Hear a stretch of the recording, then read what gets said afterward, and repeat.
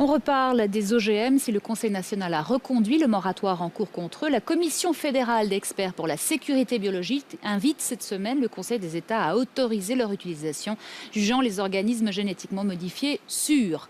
En Inde, le géant de l'agroalimentaire Monsanto a transformé certaines régions en gigantesques laboratoires pour tester ses semences de coton transgénique. 15 ans plus tard, la catastrophe est humaine tant qu'agricole. Avec une épidémie de suicides, plus de 200 000 paysans indiens surendettés ont mis fin à leur jour. Le reportage sur place de Sébastien Daguerressard.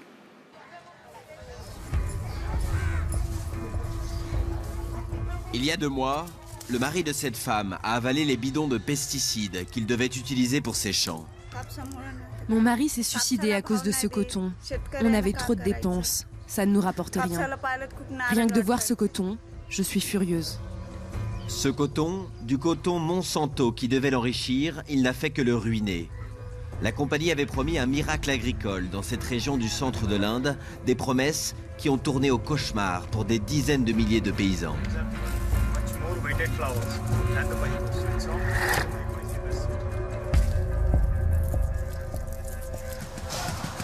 Cette fin d'année est celle de la récolte pour les milliers de travailleurs du Maharashtra.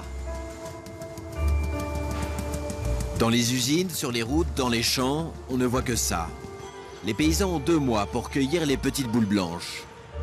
90% du coton de l'État est du coton transgénique, introduit il y a 10 ans par Monsanto. La firme a imposé ses semences avec la bénédiction du gouvernement, convaincu que seuls les OGM peuvent améliorer les rendements et conserver à l'Inde sa 2e place de producteur mondial de coton. Sa filiale indienne s'appelle Maïko. Le coton Maïko Monsanto est le coton de référence qui s'est imposé sur le marché à grands coups d'opérations commerciales. Utilisez bien vos 2 mains. Ashok Kadse sème régulièrement ses graines sur les 8 hectares de terre qu'il possède. Le problème du coton Maïko, c'est qu'en apparence, les fleurs sont plus grandes. Mais son poids réel, cette densité, est en fait plus petite.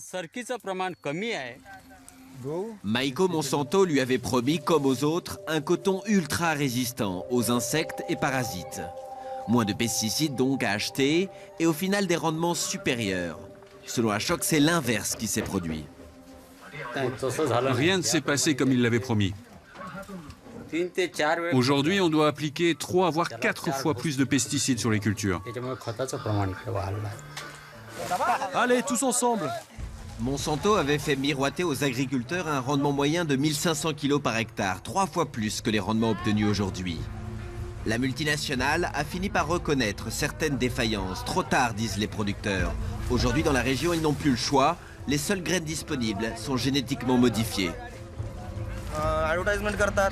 Maïko nous a trompés avec des campagnes de publicité mensongères qui utilisent tous les moyens possibles. Ils proposent chaque année des nouveaux produits et ça ne marche jamais. Plus grave encore, les investissements exigés par le coton transgénique ont provoqué un endettement parfois dramatique chez les paysans. Une spirale sans fin combinée à la chute des rendements. Rien que dans ce village, ils sont 16 à s'être donné la mort, dont 4 cette année. Cette femme vient de perdre son mari la semaine dernière. Il s'est pendu alors qu'elle était au champ. Il ne nous a pas prévenus de ce qu'il allait faire. Il a mangé comme d'habitude, a dormi comme d'habitude, il n'a rien laissé paraître. Sa santé mentale s'est détériorée. Malgré son acharnement au travail, il ne restait jamais d'argent à mon beau-fils. Sans ressources et avec un enfant à sa charge, cette femme part vivre chez ses parents et abandonne les terres de la famille. Les médias indiens parlent aujourd'hui d'épidémie pour évoquer les vagues de suicides de ces petites mains du coton. Déjà 50 000 paysans se sont donné la mort ces 20 dernières années dans tout l'État. Les accusations contre Monsanto ne s'arrêtent pas là. Depuis 2 ans, le surendettement des paysans aurait été amplifié par les pratiques commerciales douteuses de la multinationale. Au siège du ministère de l'Agriculture, dans la ville de Pune, la capitale de l'État, une décision historique vient d'être prise. Maïko n'a plus le droit, depuis le mois d'août dernier, de commercialiser ses graines. La compagnie vient de déposer un recours en justice, mais pour l'instant, elle n'est plus autorisée à les vendre. À l'origine de cette décision, les milliers de lettres envoyées par les agriculteurs des 4 coins de l'État contre Maïko, qui aurait illégalement fait monter les prix de ses semences. Nous avons reçu tellement de plaintes l'année dernière que 18 actions en justice ont été lancées contre Maïko. Voici l'homme qui a retiré la licence commerciale de Maïko. Il reproche à la filiale indienne du géant américain ses pratiques commerciales.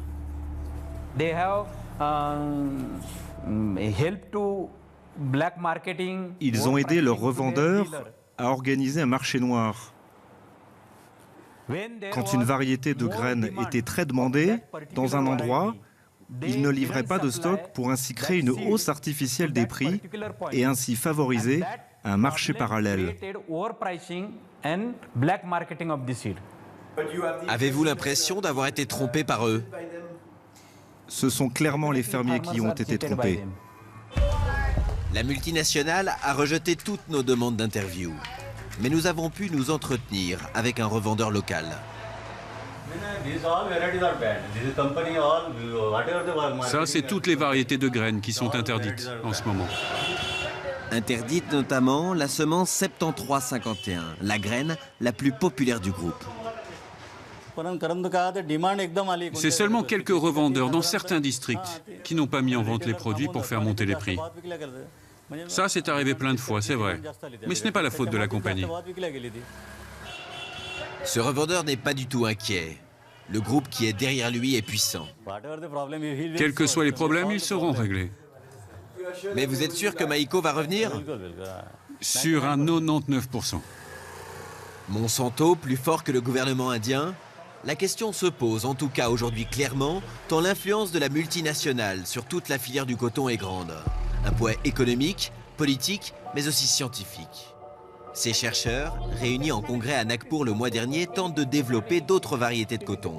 Mais en Inde, hors du coton transgénique, difficile d'obtenir des financements. Et dans l'univers du génétiquement modifié, difficile d'échapper aux gènes inventés par Monsanto. Il s'est répandu partout. Si vous regardez les 10 dernières années de recherche sur le coton dans ce pays, très peu d'argent a été investi dans le coton non transgénique, même pas 150 000 € en tout. Tout ce qui a été développé, c'est le coton transgénique. Même le gouvernement a essayé de développer son propre coton. Après 10 ans de recherche, il s'est rendu compte qu'il était contaminé par le coton Maïko et il a été obligé de le retirer. Même si aujourd'hui les graines de Maïko sont interdites dans l'État, la semence modifiée reste utilisée par 80% de ses concurrents. Monsanto touche même des droits pour cela. Un monopole dénoncé depuis des années par un homme, Kishore Tiwari. Cet activiste est devenu la voix des milliers de paysans ruinés. Il tient un décompte précis des suicides dans sa région de Vidarbha et pour lui un seul responsable. Ce fermier s'est suicidé en 2007 et il a laissé une lettre qui disait « C'est le marché et les semences transgéniques qui me forcent à me suicider ». Les fermiers de Vidarbha ne se tuent pas eux-mêmes, on les oblige à se tuer. Ce ne sont pas des suicides. Il s'agit ici d'un génocide de masse organisé par la multinationale Monsanto et le gouvernement indien.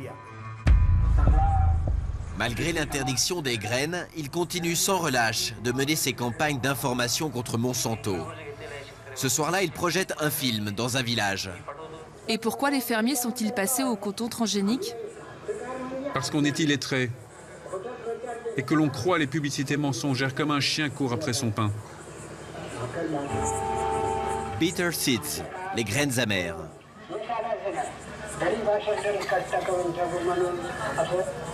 Pour ces paysans, c'est un choc. Ils découvrent leur propre histoire sur grand écran. Quand j'ai vu ce film, j'ai eu les larmes aux yeux. Au siècle dernier, on était sous le contrôle des Anglais. Maintenant, on est sous le contrôle de ces compagnies.